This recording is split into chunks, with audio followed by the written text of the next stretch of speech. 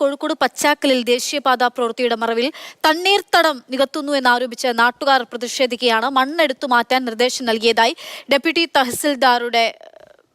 തഹസിൽദാർ വിശദീകരിച്ചിരിക്കുന്നു. മുഹമ്മദ് ഷഹീദ് വിവരങ്ങളുമായിട്ടുണ്ട്. ഷഹീദ്, ഈ മണ്ണിടിഞ്ഞ് ദേശീയപാത നിർമ്മാണത്തിനിടെ മണ്ണിടിഞ്ഞ് വീണിടങ്ങളിലൊക്കെ പരിസ്ഥിതി പ്രശ്നം ഉൾപ്പെടെ നാട്ടുകാർ തന്നെ ചൂണ്ടിക്കാണിക്കുന്നുണ്ട്. ഇവിടെ ഈ തണ്ണീർത്തടം നികത്തുന്ന നടപടി അവിടെ പുരോഗമിക്കുകയാണോ? നാട്ടുകാരുടെ പ്രതിഷേധം ഏത് ഘട്ടത്തിലാണ്? എന്താണ് അവിടെ സംഭവിക്കുന്നത്? അധികൃതരുടെ വിശദീകരണം എന്താണ്? തീർച്ചയായും അക്ഷയ സൂചിപ്പിച്ചത്, ഒരു ഭാഗത്ത് നിർമ്മാണത്തിലെ അപാകത കാരണം ദേശീയപാത തകരുന്ന സമയത്താണ് മറ്റൊരു സ്ഥലത്ത് ഇപ്പോൾ ഈ ദേശീയപാതയുടെ മറവിൽ തണ്ണീർത്തടം പൂർണ്ണമായും നികത്തുന്നത്. ഏകദേശം ഒരു 1/2 ഏക്കറോളം സ്ഥലം ഈ കോഴിക്കോട് മലാപ്പറമ്പ് പാച്ചാക്കൽ എന്ന പ്രദേശത്ത് 1/2 ഏക്കറോളം സ്ഥലത്ത് നമുക്ക് ദൃശ്യങ്ങളിൽ കാണാം. ഒരു വലിയ തോതിൽ പതിറ്റാണ്ടുകളായി തണ്ണീർത്തടമായി നിൽക്കുന്ന ഡാറ്റാ ബാങ്കിൽ തണ്ണീർത്തടമായി കാണിച്ചിരിക്കുന്ന സ്ഥലമാണ്. ദൃശ്യങ്ങൾ നമുക്ക് വളരെ പ്രകടമാണ്. തണ്ണീർത്തടമാണ്.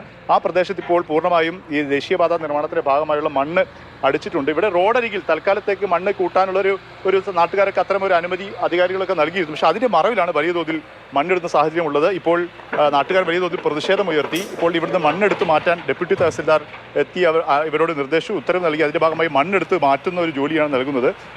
പക്ഷേ ഇവിടെ തുടർച്ചയായി ഈ പ്രവൃത്തി നടക്കുന്നുണ്ട്. ഇവിടെ വാർഡ് കൗൺസിലർ കൂടിയായ അദ്ദേഹം നമ്മോടൊപ്പം ചേരുന്നുണ്ട്. ഇതിപ്പം പലതവണയായി ഈ സംഭവം നടക്കുന്നു. ഇത് അധികാരികൾ ഈ കരാറുകാരുടെ അറിവോടുകൂടി നടക്കുകയാണ്. ഇത് തീർച്ചയായും ഞങ്ങൾ അങ്ങനെ സംശയിക്കുന്നുണ്ട്. നേരത്തെ ഇവിടെ ഈ പ്രവർത്തനം നടത്തിയുള്ള KMC കമ്പനിയുടെ വാഹനത്തിലായിരുന്നു ഇവിടെ വലിയ രീതിയിൽ നമുക്ക് അവിടേക്ക് നോക്കിയാൽ കാണാം. മൺകൂനിയൊക്കെ തന്നെ അവരിതുപോലെ മണ്ണ് ഇവിടെ ഈ വയൽ തണ്ണീർത്തടത്തിൽ കൊണ്ട് നികത്തിയ സമയത്ത് ഞങ്ങൾ തടയുകയും അന്ന് 3ഓളം വണ്ടികൾ KMC കമ്പനിയുടെ 3ഓളം വാഹനങ്ങൾ കളക്ടർ പിടിച്ചെടുക്കുകയും ചെയ്തിട്ടുണ്ടായിരുന്നു.